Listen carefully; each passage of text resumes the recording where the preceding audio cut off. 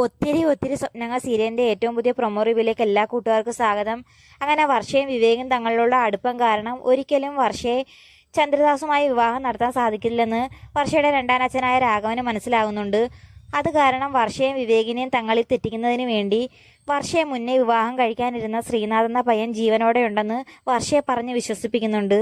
എന്നാൽ യഥാർത്ഥത്തിൽ ശ്രീനാഥ് ഇപ്പം ജീവനോടെ ഉണ്ടോ, അത് എവിടെയാണെന്ന് പോലും രാഘവൻ അറിയില്ല. എങ്കിലും വർഷയുടെ മനസ്സിനൊരു ചാഞ്ചാട്ടം ഉണ്ടാക്കാൻ വേണ്ടി മാത്രമാണ് രാഘവൻ അങ്ങനെ പറയുന്നത്. അത് കേൾക്കുന്ന വർഷയാണെങ്കിൽ അത് വിശ്വസിക്കുകയും ചെയ്യുന്നുണ്ട്.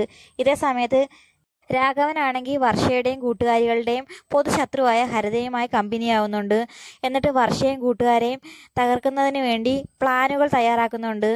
അതിൻ്റെ ഭാഗമായിട്ട് വർഷയുടെ കാമുകനായിരുന്ന ശ്രീനാഥ് ജീവനോടെ ഉണ്ടോ ഇല്ലയോ എന്ന് കണ്ടുപിടിക്കാൻ വർഷയുടെ കൂട്ടുകാരിയായ ശിവനന്ദയുടെ മീഡിയയിൽ തന്നെ ന്യൂസ് കൊടുക്കുന്നുണ്ട്. എന്നാൽ ഇത് വർഷ അറിയുന്നില്ല.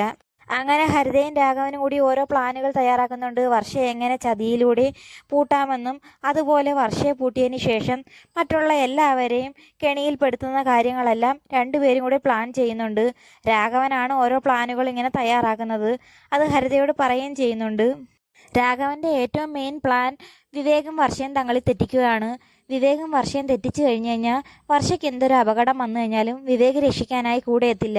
പിന്നീട് കൂട്ടുകാരികളെയും കൂടി അകറ്റിക്കഴിഞ്ഞു കഴിഞ്ഞാൽ വർഷയെ സുഖമായി വയനാട്ടിലേക്ക് കൊണ്ടുപോവുകയും ചന്ദ്രദാസുമായി വിവാഹം നടത്താൻ സാധിക്കുമെന്ന് രാഘവന് മനസ്സിലാവുന്നുണ്ട്. അതിനായി രാഘവൻ നടത്തിയ ആദ്യ പ്ലാൻ തന്നെ വിജയിക്കുന്നുണ്ട്. ശ്രീനാഥ് ജീവനോടെ ഉണ്ടെന്ന് മനസ്സിലായപ്പം തന്നെ വർഷ വിവേകിൽ നിന്ന് ഒരുപാട് ഒഴിഞ്ഞു മാറുന്നുണ്ട്. അത് വിവേകിന് മനസ്സിലാവുകയും വിവേക് വർഷയെ പറഞ്ഞ് മനസ്സിലാക്കുകയും ചെയ്യുന്നുണ്ട്.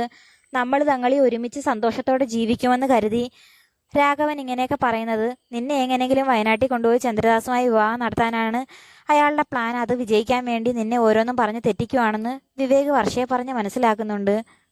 രാഘവന്റെ യഥാർത്ഥ സ്വഭാവം അറിയാവുന്ന വർഷ അത് വിശ്വസിക്കുകയും ചെയ്യുന്നുണ്ട്. എന്നാലും ഇനി എവിടെയെങ്കിലും ശ്രീനാഥ് ജീവനോടെ ഉണ്ടോ ഇല്ലയോ എന്നൊരു ഭയം വർഷയുടെ ഉള്ളിലുണ്ടും താനും. അത് കാരണം വിവേകിനോട് വർഷയ്ക്ക് ഇപ്പം വളരെയധികം ഇഷ്ടമുണ്ടെങ്കിലും അത് തുറന്നു പറയാനൊന്നും സാധിക്കുന്നതുമില്ല. ഈ സമയത്താണെങ്കിൽ രാത്രി വർഷയോട് ശിവനന്ദ കാര്യങ്ങൾ ഓരോന്നും പറഞ്ഞുകൊണ്ടിരിക്കുന്ന സമയത്ത് ഇന്നൊരു മിസ്സിംഗ് കേസ് വന്നിട്ടുണ്ടായിരുന്നു.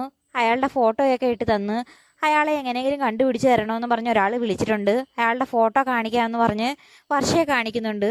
അങ്ങനെ വർഷ കാണുമ്പോൾ ശ്രീനാഥിൻ്റെ ഫോട്ടോയാണ് ആ മിസ്സിംഗ് കേസായിട്ട് കൊടുത്തിരിക്കുന്നത്. അത് കാണുമ്പോൾ വർഷയ്ക്ക് ഒരു കാര്യം മനസ്സിലാവുന്നുണ്ട്. രാഘവൻ തന്നെയാണ് ഈ വാർത്ത കൊടുത്തിരിക്കുന്നത്. മാത്രമല്ല ശ്രീനാഥ് ജീവനോടെ ഉണ്ടോ ഇല്ലയോ എന്ന് രാഘവന് പോലും അറിയില്ല. അതെങ്ങനെയെങ്കിലും കണ്ടുപിടിക്കാൻ വേണ്ടിയാണ് രാഘവൻ തുനിഞ്ഞിറങ്ങിയിരിക്കുന്ന സത്യം വർഷയ്ക്ക് മനസ്സിലാവുന്നുണ്ട്. അങ്ങനെ രാഘവന്റെയും ഹരിതയുടെയും ചതിക്കുഴിപ്പെടാതെ വർഷയെ വിവേക് തന്നെ ഇപ്രാവശ്യവും രക്ഷിക്കുമെന്ന് തന്നെ പ്രതീക്ഷിക്കാം. അപ്പം വീഡിയോ ഇഷ്ടമായ ചാനൽ സബ്സ്ക്രൈബ് ചെയ്യാനും സപ്പോർട്ട് ചെയ്യാനും മറക്കല്ലേ കൂട്ടുകാരെ.